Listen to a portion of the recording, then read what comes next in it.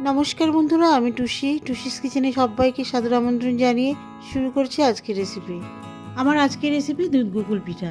খুবই নরম তুলতুলে অত্যন্ত সুস্বাদু খেতে এই রেসিপিটি তৈরি করাও খুব সহজ।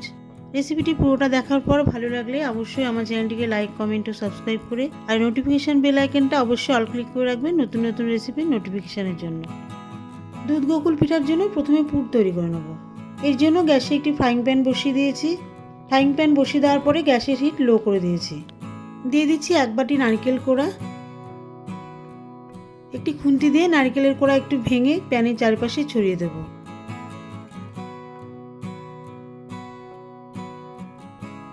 এবারে এর মধ্যে দিয়ে দেব 1/2 বাটির মতন আখের গুড়। গুড়টাকে প্রথমে ভালো করে নারকেলের মধ্যে মিশিয়ে দেব।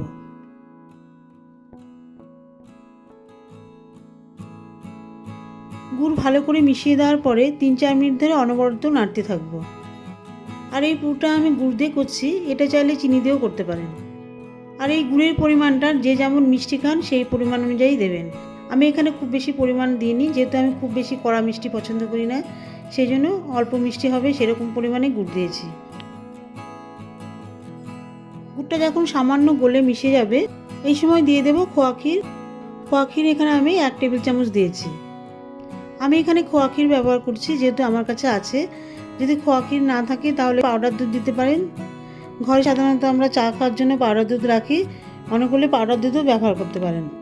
এতে করে পুরটা অনেকটা ক্ষীরের মতো লাগবে। ক্ষীর দিয়ে দেওয়ার পরে আবারও নারকেলের মধ্যে ভালো করে মিশিয়ে দেব। নারকেলের মধ্যে মিশিয়ে দেওয়ার পরে অনবরত নাড়তে থাকবো যতক্ষণ না পুরের একটা ঘন পাক তৈরি হয়, ততক্ষণ পর্যন্ত নাড়িয়ে যেতে হবে। আর অবশ্যই কিন্তু গ্যাসের হিট লো করে দিয়ে নাড়তে হবে। হাইটে করলে কিন্তু নারকেল পুড়ে যেতে পারে। যেহেতু গুড় আছে, গুড় আর নারকেল সহজেই খুব তাড়াতাড়ি পুড়ে যায়, সেই জন্য কিন্তু গ্যাসের হিট অবশ্যই লো করে দেবেন। নারকেলের পুরটা হালকা ঠান্ডা হয়ে গেলে অল্প একটু একটু করে পুর হাতের মধ্যে নিয়ে নেব। হাত দিয়ে ভালো করে চেপটে তারপরে গোল গোল করে নেব। গোল করে নেওয়ার পরে হাতের তালু দিয়ে চ্যাপটা করে নেব। আমি এখানে গোল চ্যাপটা চ্যাপটা শেপ দিচ্ছি। এটা ইচ্ছে হলে আপনারা রসগোল্লার মতন গোল গোল শেপ দিতে পারেন বা নাড়ুর মতনও ছোটো ছোটো শেপ দিতে পারেন। সবগুলো পিঠায় ঠিক এইভাবে শেপ দিয়ে নেব।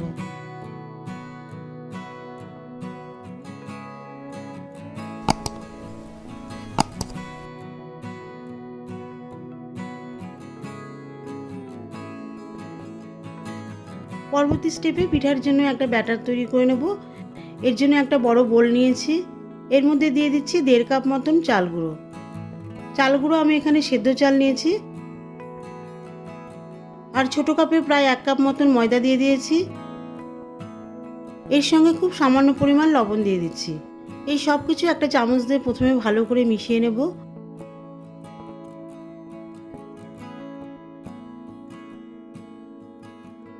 ভালো করে মেশানো হয়ে গেলে খুব সামান্য পরিমাণ জল প্রথমে দিয়ে দেব, দিয়ে আস্তে আস্তে করে মিশ্রণটাকে ভালো করে মেশাবো। এই চালগুড়ির মিশ্রণটা এমন হতে হবে যে খুব পাতলাও না আবার খুব গাঢ়ও না। যেমন করে আমরা চপ ভাজতে গেলে যেরকম ব্যাটার তৈরি করি ঠিক সেই রকমই ব্যাটার তৈরি করতে হবে।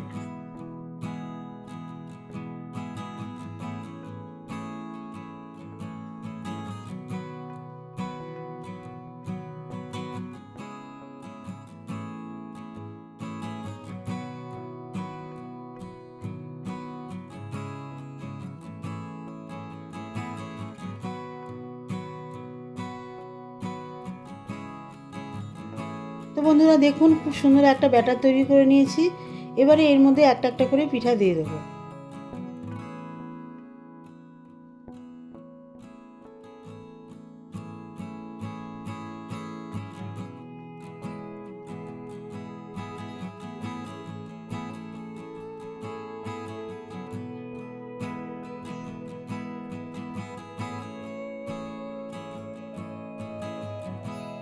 সবগুলি পিঠা ব্যাটারের মধ্যে ভালো করে মিশিয়ে দিয়ে এবারে এই পিঠেগুলি তেলের মধ্যে ভেজে নেব।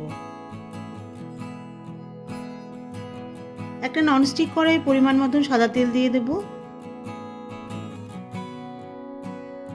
তেল গরম হয়ে গেলে একটা একটা করে পিঠা ভেজে নেব। পিঠাগুলি খুব একটা কড়া ভাজবো না, আবার খুব হালকাও ভাজবো না। হালকা লাল লাল ভাজা হয়ে গেলে তুলে নেব।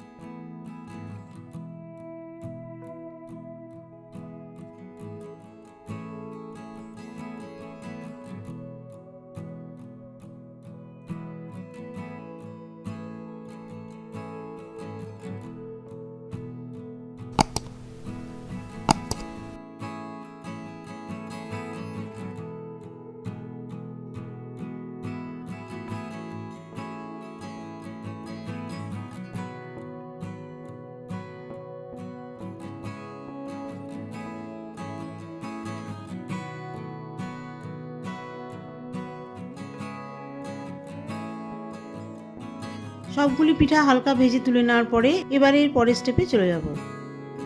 একটি ডেকচিতে 1 লিটার মতন দুধ দিয়ে দিয়েছি। হাই হিটে দুধ প্রথমে ভালো করে ফুটিয়ে নেব। দুধ পুরোপুরি ফুটে এলে, মানে দুধ থেকে পুরোপুরি ফেনা এলে, গ্যাসের হিট মিডিয়াম করে দেব। মিডিয়াম হিটে দুধ অনবরত নাড়তে থাকবো যতক্ষণ না দুধ অর্ধেকটার মতো কমে আসে। দুধটা যত বেশি ফোটাবেন এর মধ্যে থেকে প্রচুর সর বেরোবে, এতে করে দুধটা খেতে পুরো ক্ষীরের মতো লাগবে।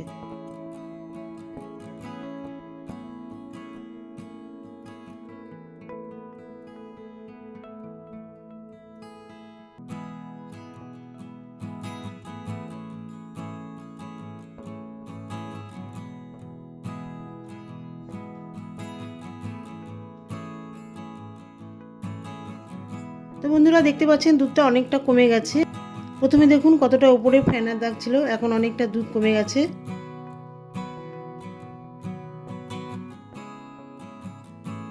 এবারে এর মধ্যে মিশিয়ে দিচ্ছি প্রায় 1 বাটির মতন গুড়। গুড় এখানে আমি আখের গুড়ই ব্যবহার করছি, এখানে মনে করলে আপনারা লিকুইড গুঁড়ও দিতে পারেন। আর হ্যাঁ, দুধ দেওয়ার সময় আমি গ্যাস অফ করে দিয়েছি। অনেক সময় গরম দুধের মধ্যে গুড় দিলে দুধ কেটে যেতে পারে, ছানা তৈরি হতে পারে, সেই জন্য গুড় দেওয়ার সময় গ্যাসের হিট অফ করে দেবেন। গুড় দুধের মধ্যে ভালো করে মিশিয়ে দিয়ে গ্যাসটা আবার আমি অন করে দিয়েছি। লো হিটে 1 মিনিট মতন দুধ ফুটিয়ে এর মধ্যে 1 চামচ মতন খোয়া ক্ষীর মিশিয়ে দিচ্ছি। আর এর সাথে 1/2 চা চামচ মতন এলাচের গুঁড়ো মিশিয়ে দিচ্ছি। এলাচের খোসাগুলি বাদ দিয়ে দানাগুলোকে গুঁড়ো করে নিয়েছি। এতে করে দুধের মধ্যে খুব সুন্দর একটা ফ্লেভার আসবে, মনে হবে যেন পায়েস খাচ্ছেন।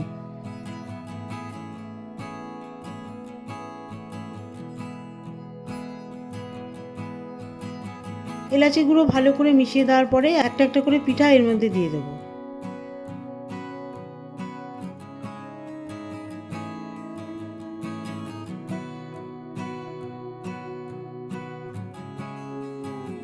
পিঠাগুলো দুধের মধ্যে দিয়ে দেওয়ার পরে 5 মিনিট মতন ফুটিয়ে নেব, যাতে পিঠার মধ্যে পায়েসের রসটা পুরোপুরি ঢুকে যায়। এতে করে পিঠাগুলি খেতে দারুণ লাগবে।